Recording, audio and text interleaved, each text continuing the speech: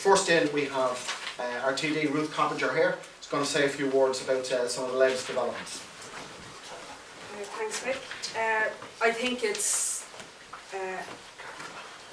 the top news is Alan Kelly and the Labour Party's attempt to intimidate people on the eve of the bills going out to 2 million homes. For the last 4 months, the government have said nothing about this, but it's clear that they're really worried about the potential for a mass boycott of the water charges. And they've also seen the size of the protest on Saturday, which they've written off the movement against the water charges and can't on the basis of the attendance of that. And we want to make it extremely clear today that this is bluster and spin from the government.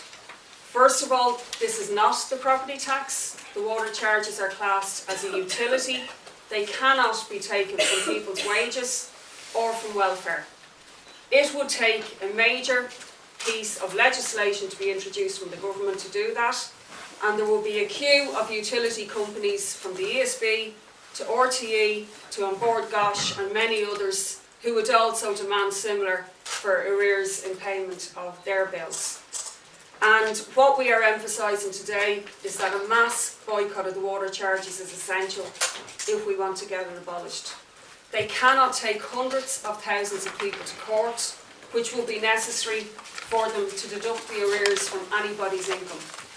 It's simply impossible, and people will note the fast tracking of courts to take arrears from poor people, from pensioners, from workers and the unemployed, but they've sat on their hands for 5 years while the developers and the bankers escaped scot-free and never faced the inside of the court.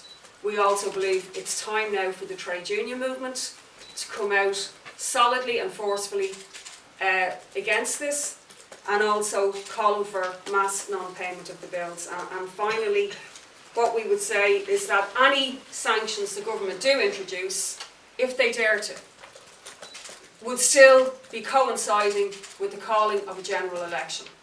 Any of the arrears would be 15 months down the line, at which point there will be a new government in power. That new government will find it impossible to maintain the water charges if they haven't been paid by people for a whole year. So it's simply essential that a boycott takes place, and we can defeat whatever threats come down the line if there is a mass boycott of people against the charges. So, thank you.